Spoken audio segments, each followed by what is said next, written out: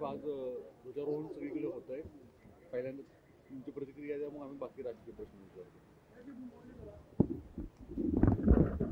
स्वतंत्र भारताचा गौरवशाली प्रजासत्ताक दिन देशभरामध्ये प्रत्येक नागरिक अतिशय उत्साहाच्या वातावरणामध्ये पार पाडतो आहे.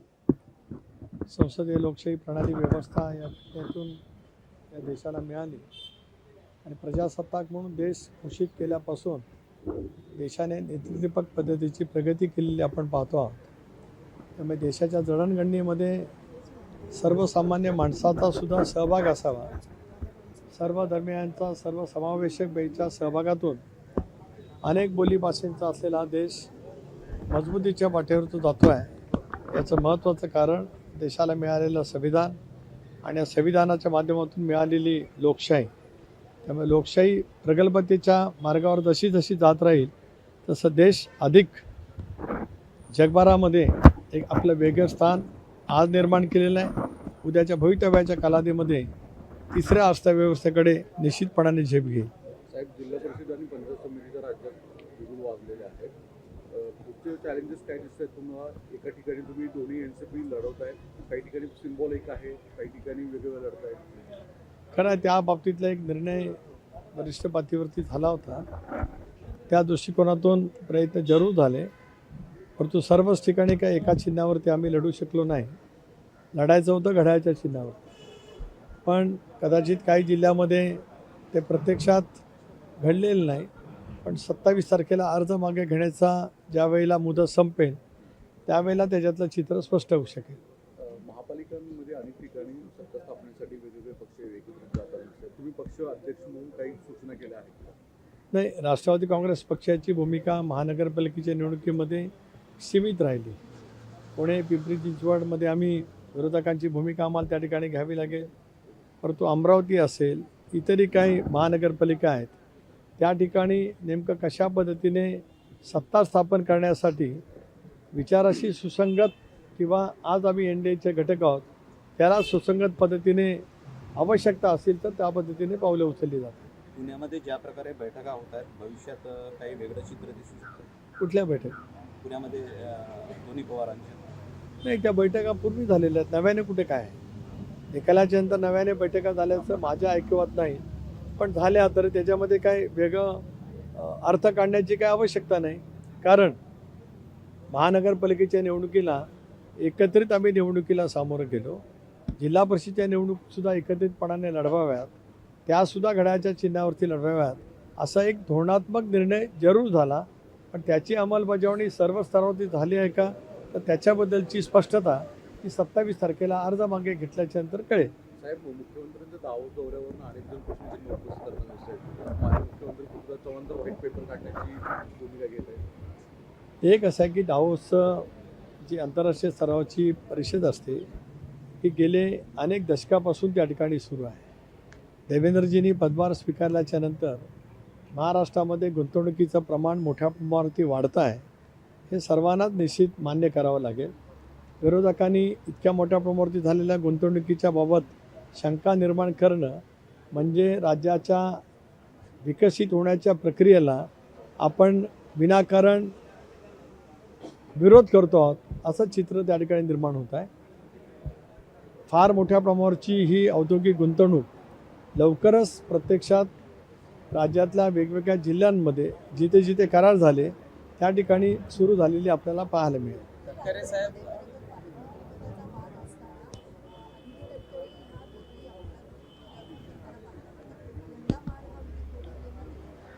काय त्याच्यामध्ये वागवा वाटतं मला स्वतःला काय वाटत नाही.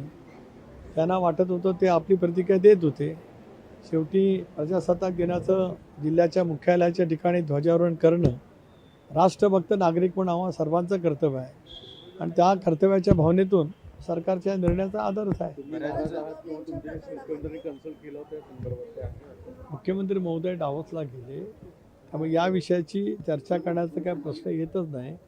मी एक जबाबदार पक्षाचा पदाधिकारी आहे, त्यामुळे निर्णय एकदा घेतल्यावर त्याच्यावरती प्रतिक्रिया करणं किंवा आपलं मत वेगळं असं सांगणं हे चुकीचं ठरू शकतं आहे. तो पांडा यापूर्वी दुर्दैवाने कुणीतरी पाळला, पण मी एका सरळ मार्गाने काम करणारा राष्ट्रवादी काँग्रेस पक्षाचा अध्यक्ष असल्यामुळे एकदा निर्णय प्रमुखांनी घेतला का त्याचं अंमलबजावणी करणं, त्याचं स्वागत करणं हे आपल्या प्रत्येकाचं कर्तव्य आहे.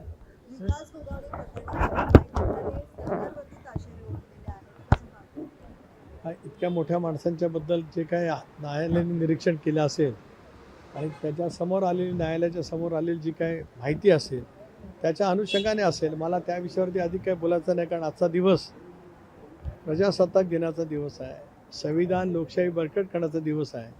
त्यामुळे कोणाच्याबद्दल काहीतरी बोलत मला माझं स्वतःचं एक आडवं स्थान आपण निर्माण केलं आहे त्याला जराही विचलित व्हायचं नाही. तटकरे साहेब, महिलांचा जो कबड्डी संघ आहे हा तेलंगणासाठी रवाना झालेला आहे. मात्र विशेष बाब हीच आहे की ज्या खेळाडूला शिवछत्रपती पुरस्कार मिळतो त्या पूजा यादवलाच यंदा संघातनं बाहेर करण्यात आलेलं आहे किंवा तिला वगळण्यात आलेलं आहे. जाणीवपूर्वक राजकारण त्या ठिकाणी झाल्याचा तिचा आरोप आहे. एक तर मी पण AKFIचा राष्ट्रीय उपाध्यक्ष आहे, राज्यामध्ये सुद्धा संघटनेमध्ये मी काम करतो.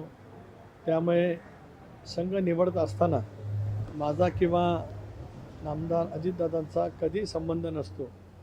पण आता काही मंडळी त्या बाबतीमध्ये जर काही चुकीचं करत असतील तर त्या संदर्भामध्ये राज्याच्या कबड्डी असोसिएशनचे अध्यक्ष म्हणून अजितदादांनी अधिक लक्ष घालण्याची आवश्यकता आहे. गुणवान खेळाडू, शिवछत्रपती पुरस्कार विजेते खेळाडू यांचा संघातला सहभाग कोणाच्यामुळे, काय कारणाच्यामुळे तो डावलला गेला हे समजून घेणं अत्यंत आवश्यक आहे. कारण महाराष्ट्राच्या कबड्डी संघाचा, पुरुष असेल महिला असेल किंवा कुमार गटाचा, एक वेगळा दबदबा देशाच्या कबड्डीच्या क्षेत्रामध्ये आहे. पण अशा पद्धतीची निवड करत असतानाच ती गुणवत्तेच्या कसोटीवरती केली जावी असं आमचं ठाम मत आहे. एकेकाळी स्वर्गीय शंकररावजी साळवी तथा बुवा साळवी यांनी हे सगळं गुणवत्तेवरतीच करण्याचं निर्धार करत आले आणि त्याच्यामुळे देशामध्ये महाराष्ट्राच्या कबड्डीचं अव्वल स्थान हे नियमितपणाने राहिलेलं पाहायला मिळू शकतं आहे. मला असं वाटतं की संघटनेचा एक प्रमुख पदाधिकारी सरकारचा 2025 मध्ये तिला वगळण्यात आल्यामुळेच कुठेतरी आपल्यासारखे दिग्गज नेते या संघटनेत असताना खेळाडूंवरती अन्याय होतोय, त्याकडे कसं पाहताय? नाही, मी संघटनेमध्ये जरूर आहे, पण खेळाडूंच्या निवड प्रक्रियेमध्ये माझा सहभाग शून्य असतो. एक भाग. त्यानंतर कुठल्या फेरीतील उपांत्य फेरीच्या नंतर मग अंतिम फेरी होत असते.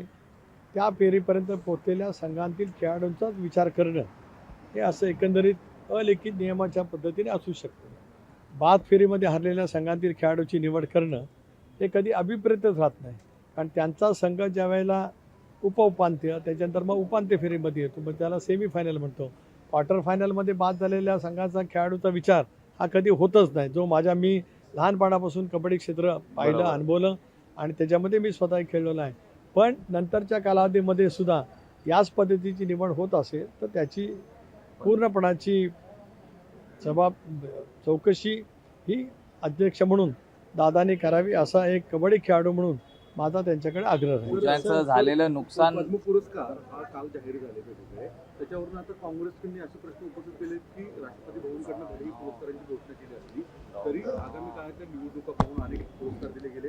विशेषतः महाराष्ट्राचे पुरस्कार म्हणजे माजी राज्यपाल कोश्यारी यांना जो दिला गेलेला आहे याच्यावरून सुद्धा उपाटाचे नेते संजय राऊत आणि काँग्रेसच्या नेत्यांनी प्रश्नचिन्ह उपस्थित केलेलं आहे. कोश्यारीजी आज त्या राज्याच्या सक्रिय राजकारणातून केव्हाच त्यांनी स्वतःला अलिप्त केलेलं आहे. आपल्या राज्याचे राज्यपाल म्हणून काम करण्याची त्यांना संधी जरूर त्या ठिकाणी मिळाली. आता निवडणुका कुठल्या आहेत तर कुठल्या निवडणुका नजरेसमोर ठेवत भारत सरकारने अशापैकी निवड केली कळणं अनकलनीय आहे. शेवटी टीका करत असतानाच या संदर्भातले असलेले निकष, या संदर्भातलं आत्तापर्यंत केलेली निवड या सगळ्याचा साकल्याने विचार करण्याची आवश्यकता आहे. संजय राऊत शेवटी एक ज्येष्ठ नेते आहेत, साहित्यिक उत्तम आहेत, पण एका पक्षाचे कडवट विचाराचे ते कार्यकर्ते आहेत. त्यामुळे त्या पक्षाच्या विचारसरणीला अनुसरून टीका टिप्पणी त्यांना करावी लागत असते.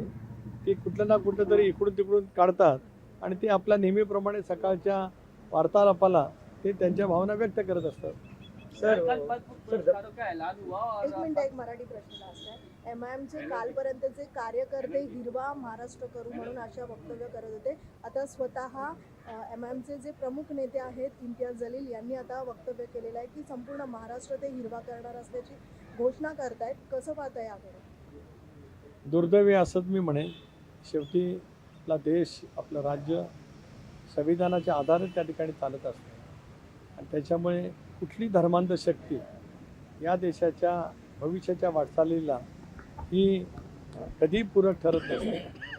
संविधानाच्या अधिकारातून प्रत्येकाला संसदीय लोकशाहीमधून आपला पक्ष, आपली विचारसरणी नक्कीच मजबूत करण्याचा अधिकार त्या ठिकाणी आहे. पण आपल्या कोणाच्याही वक्तव्याने कोणाची मनं दुखावली जाणार नाहीत आणि दीर्घकाळ सामाजिक ऐक्य कसं राहील हे भान प्रत्येकाने राखणं अत्यंत आवश्यक ठरतं. त्या दृष्टिकोनातच आपली वक्तव्य असावीत असं माझं ठामपणाचं मत आहे.